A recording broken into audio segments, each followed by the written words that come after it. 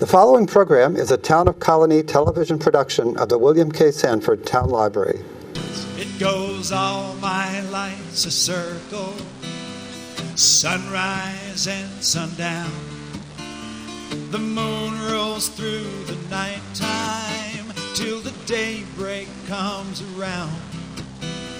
And all my life's a circle, I can't tell you why. Seasons spinning round again, the years keep rolling by. So I have a story called The Split Dog, and I think I'll tell that for you now. This is an old Appalachian folktale that's been handed down and handed down and handed down, or handed up, if you will. I had me a little dog once. It was the best rabbit hunting dog you ever saw. Well, he was running after a rabbit one day, and some fool had left a scythe lying in the grass with the curved blade pointed straight up. My little dog didn't see it, and he was running so hard and so fast that he ran smack into it, split him open. Two pieces. Oh, lucky thing I was there. So I went over and I scooped up half of my dog in one hand, and I scooped up the other half of my dog in the other hand, and I slapped them back together again. Then I took off my coat, and I wrapped him up in that right quick, and I put him in a box, and I set him near the stove.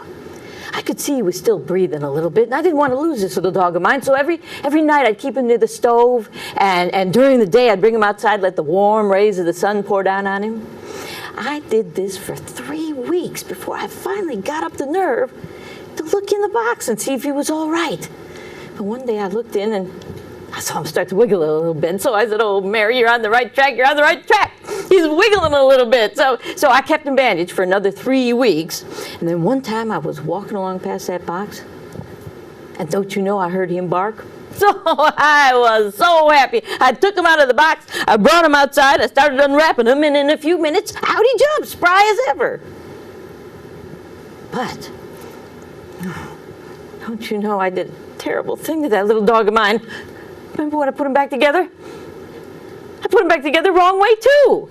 He had 2 legs sticking up in the air, 2 legs down on the ground. Half of his head was pointing north, and the other half of his head was pointing south. I looked at my dog, and I said, "Oh, no, I ruined my little dog. I just ruined him." My little dog was looking up at me with half of his tongue going, Lord knows where the other half was, but I think it was down by his tail. So anyway, I was crying like the dickens, and he's panting. When all at once, my little dog saw another rabbit, and he took off running after it. And you know, he turned out to be an even better rabbit hunting dog after that. He'd run on 2 legs till he got tired, and he'd flip right over and run on the other 2. Lord, that dog could run going and coming. And you know what else he could do? He could bark at both ends. That's a story about my dog. This is taken from Lorraine Harton Gelati's collection, Wisdom Tales, and it's called Mary McPhee and the Pooka. So there we have it. Mary McPhee was sitting and rocking in her small little hut. And you'd think that she was just about to nod off for her nap. Oh, indeed, with the orange kitty on her lap. Mary had lived in that hut all her life. She was a grown woman now, coming into middle age, and she'd had nary a big adventure in her life. She'd lived there with her parents, and out in the woods, she had gathered herbs. She had learned how to find food. She'd grown lovely gardens. She'd walked along the streams. She'd walked daytime, nighttime. She knew her whole area quite intimately, and she lived down a wee lane, down through a thicket and into a wood at the very end in her small cottage/hut. She was quite comfortable. She had a lovely fireplace. She hadn't much to eat, nor she had many possessions, but she made herself quite busy. She helped all the farm women about, Mary did. And she would tend to children, or she'd work with the sheep, or she'd do the laundry, or she'd do whatever she could to help. And then she'd be paid with maybe potatoes and bread, and maybe soup, maybe something to take home in her apron. Rarely did she see more than a penny here or a penny there, but she was happy. And she trusted that sometime, somewhere, she'd have an adventure all her own, something fantastic to take to her grave with her. She knew there was more to life than just the everyday work and the night times with her cat. And as she sat there rocking, there was a knock on the door. "Mary McPhee," said a wee voice. "Are you there, Mary?" And she threw her shawl on and answered the door and said, "Now, what is it you're needing?" And there stood a young boy, not more than 9 or 10. "Mary McPhee, my mother's needing you. My little sister and my little brother, they're sick, and there's the chores to do and the laundry, and she's in need of help. And Mary McPhee, why do you live out here so far away, so scary down the road?" "Oh, well, I'm here because I've always been here." "Mary McPhee, it's a long way back to our house from your house." "Well, let's not be worrying about that." And she gathered a bag, and she gathered her shawl at her, and she closed her door carefully, and off they went down the lane. "Mary McPhee," he said, reaching up to hold her hand, "don't you have any fear of the puka?" "The puka? Why would I be afraid of an old black horse?" "You know he's more than that, Mary McPhee. Why, you know he's got the big, blue, fiery eyes, and he stamps his big hoof, and he knocks people into the ditches. Why, he could break a leg or sprain you or make you knock your head." Nah, says Mary McPhee. "He only does that to people who are afraid of him. He gets angry because they don't just come up and say hello." "Mary McPhee, I'm not sure you know what you're speaking of. Now, I'll tell you right here and now, were that puka to come up to me, I'd say, I'd like a ride. I'd like to go riding now. Take me for a ride, Mr. Puka." "Oh, Mary, be careful what you're asking for. You never know when the puka could be around and listening." "Ah, I've no fear. But, Mary, it's dark out here. Mary, I don't like it." "I've no fear. I know this whole area. I've lived here all my life. I know every bush. Don't you worry. Let's go to your house."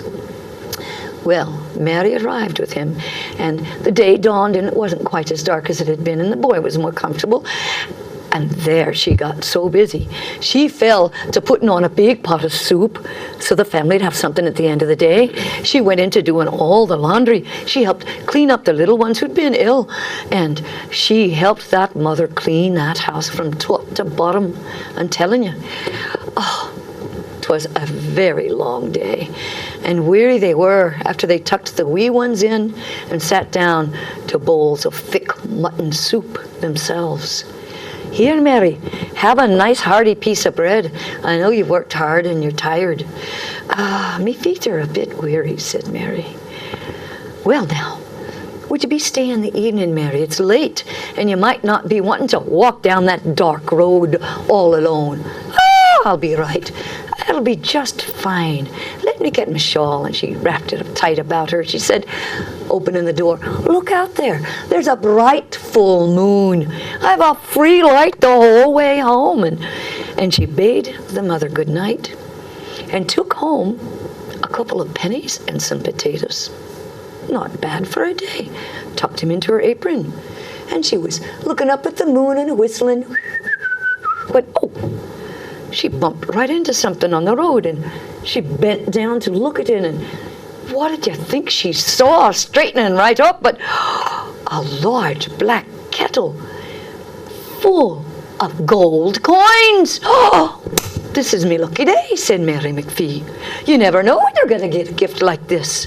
And she bent and she tried to lift it. Oh my goodness, she couldn't do it. So she whipped off her shawl and she wrapped it around it, and she began to drag it and drag it and drag it, wiping her brow and resting, and then she had to just stop and mop her face.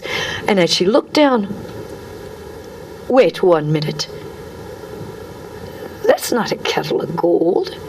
It's a large lump of silver. Well, now look at that. That'll be easier to drag along in my shawl. I won't have to worry about spilling out the coin. What a blessed day I'm having. And so she pulled and she tugged, and it was not any lighter. And oh, she made it down the path. Oh, I've got to rest me. Oh, my goodness. And as she looked back down, wait a moment here. 'Tis not but a lump of iron.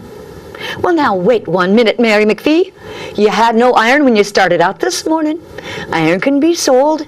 You can get something from that, same as anything else. Just a wee more distance to drag it. And so Mary pulled, and she pulled, and she pulled till at last she reached her own sweet doorstep. Oh, such a night it's been.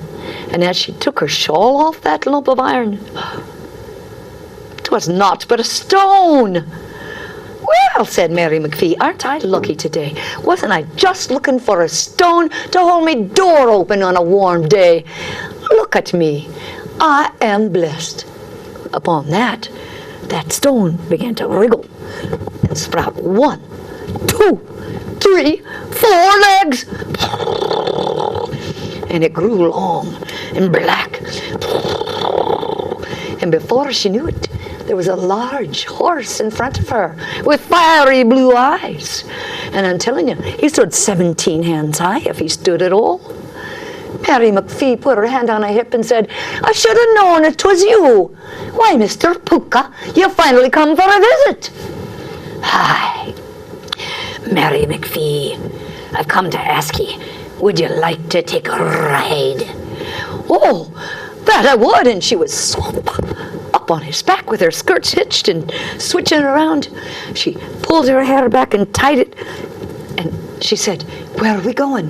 Hold on, Mary McPhee. And off he went, leaping a league at a time. They fairly flew over the land. Mary McPhee with her hairpins popping out, and before you knew it, her hair was flying behind her in the wind. And oh, she was so thrilled. Oh, thrilled all to her very bottom of her feet. Oh, Mary McPhee. And all of a sudden, whoa, they stopped at a crossroads. Indeed, it was a crossroads. And the horse stamped once, twice, 3 times. And before Mary McPhee's eyes, there appeared a large house, lit from within with a beautiful blue light, and the sound of music coming up light and deep and beautiful from the earth itself, it seemed. And the Pooka said, Mary McPhee, you're to go down and dance. I am? That you are. And he lowered his head, and she slid off the top of his head. He said, Mary McPhee, I'll be back for you in the morning. And he disappeared.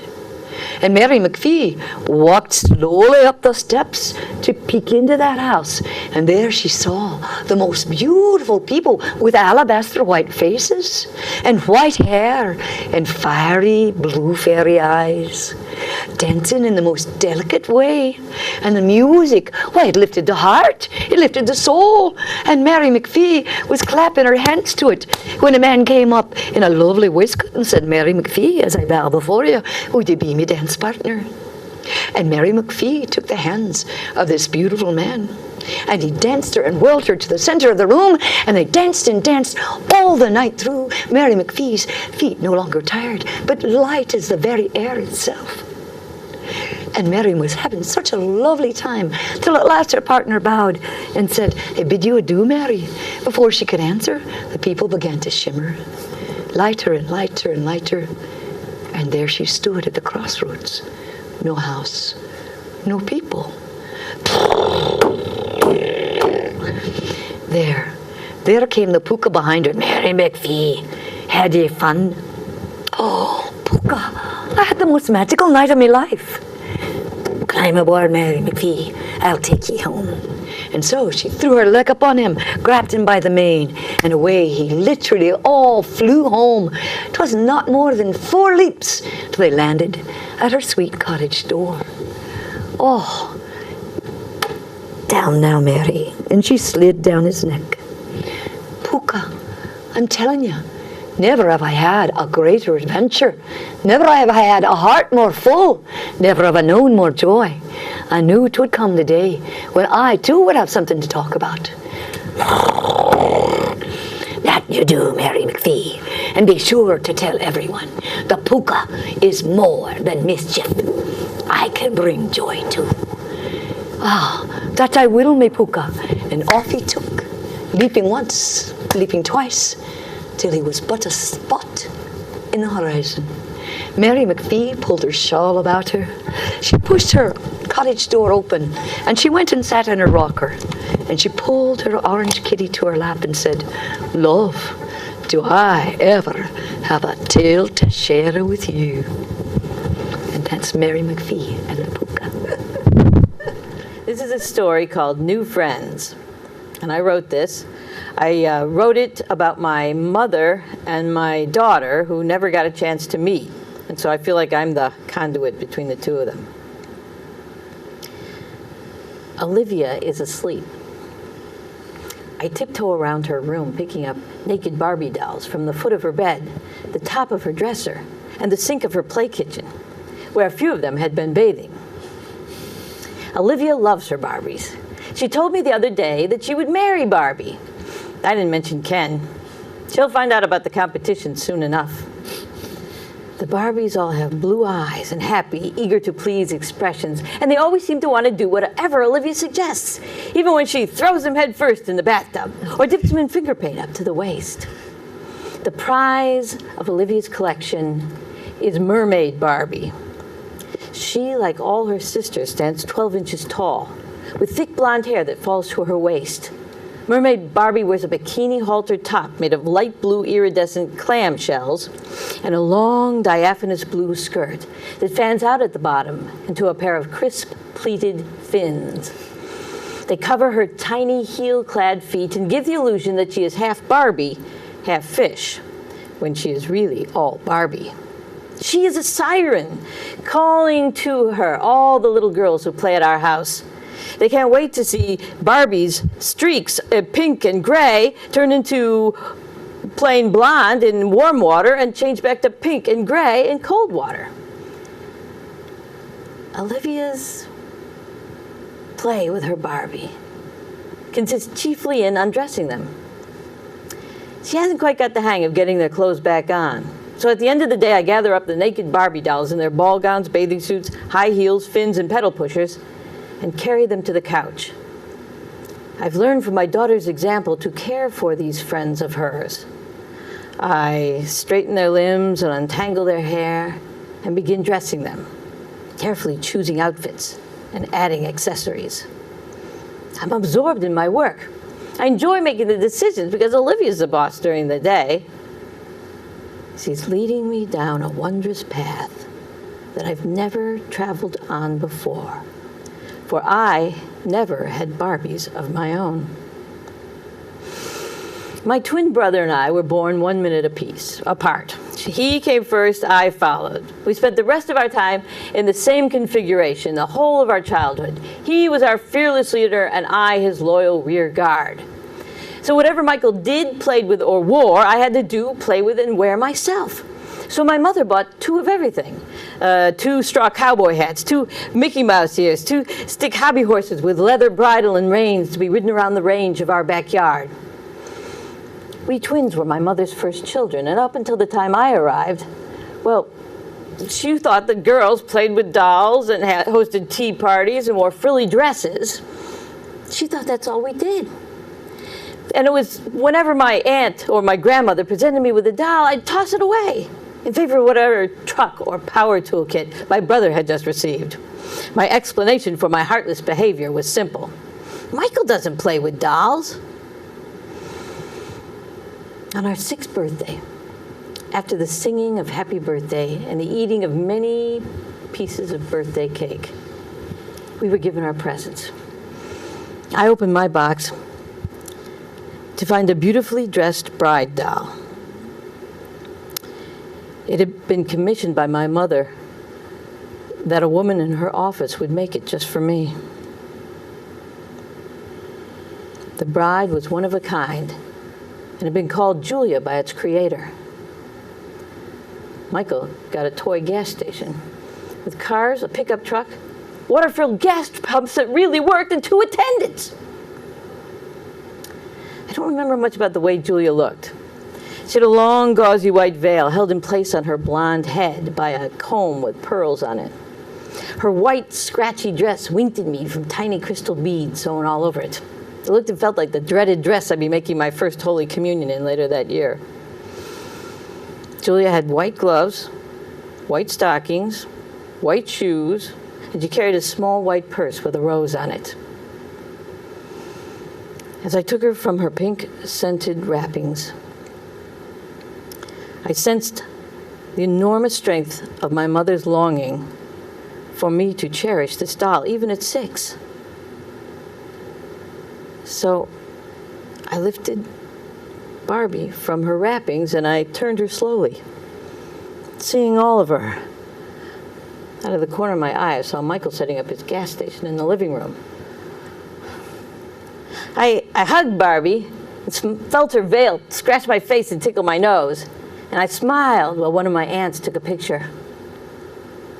Michael, I noticed, had gone to the kitchen to fill his gas pumps with water. I tried to speak to this doll, but I couldn't think of anything to say. So after checking her small purse to see if it contained money, it didn't. I set her on the chair next to me and told her, I'll be right back.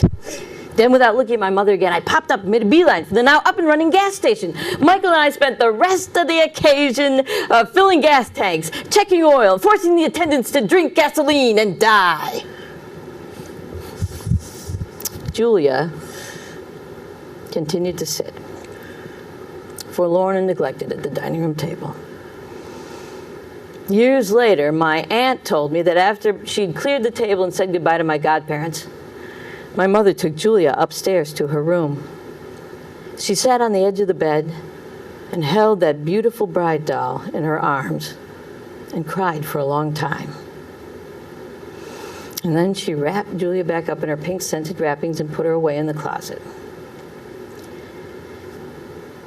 I never asked where she was. But I think of that 6th birthday as I pick out a lovely maroon and gold tea gown for Dance and Twirl Barbie to wear this evening.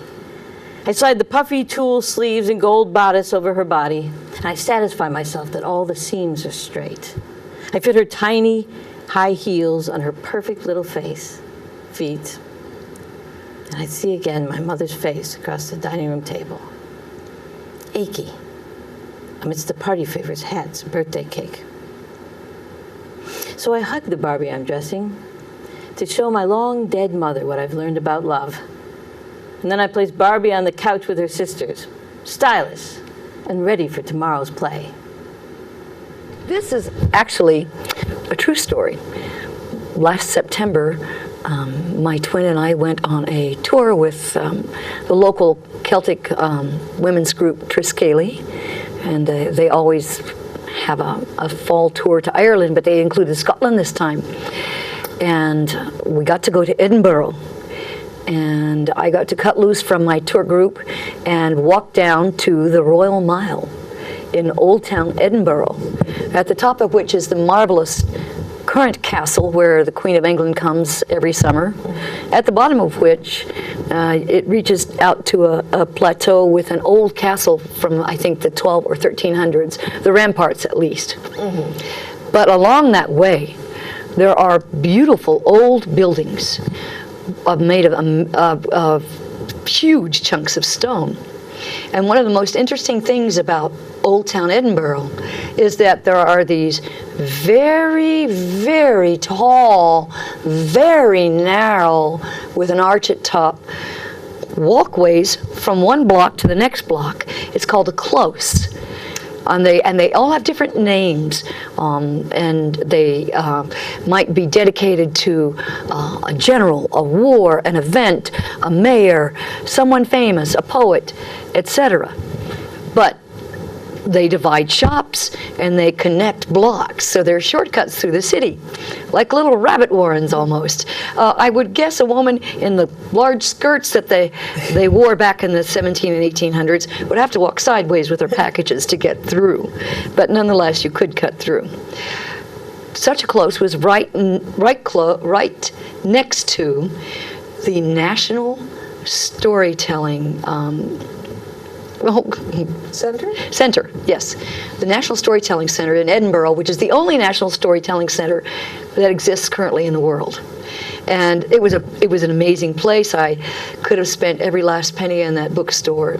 And they have a huge performance area, a little cafe, and they have dioramas of history and of stories all throughout the building. It's just fascinating. So after an hour or so in there, I came out, and next, as you came out, to your right, there was one of a myriad of kilt shops. There were kilt shops everywhere. Every other shop was a kilt shop. There are so many clans and so many different kilts, so many different patterns or tartans that they vie for each other. There there could be 10 kilt shops if you counted both sides of the road in a long block. And there was a man cut out standing in a beautiful kilt, and then there was this huge close, and I looked up to see who this was dedicated to, and there was a childlike face there, and something written in Gaelic above it that said, "Heave away chots, I'm no day yet." And I looked at that going, well, I wonder what that means. When there was a touch at my elbow, and I looked around, and there was a white-haired man with a long ponytail, and he had a white shirt on, and he had a kilt on, and he said, "Would you like to know what that says in the story of it?" And, well, I just came from the storytelling theory. Yes, I'd love to know. He said, "It says, heave away chats, I'm no dead yet." I said, "Wonderful, what does that mean?" Well, let me tell you the story. This close was being built, and it was coming lunchtime. And there were several men working, including a 15-year-old young man. And he was in the middle of the tunnel digging away. And most people had gone out to lunch. Him and one other man were there, when all of a sudden it caved in on them, and they was buried under the rubble. Oh my gosh. Aye. The men were called to come back. Come on, come on. And we started pulling and pulling and pulling. And there was the one man found. Now, he was unconscious and he was hurt mighty bad. And we sat to rest.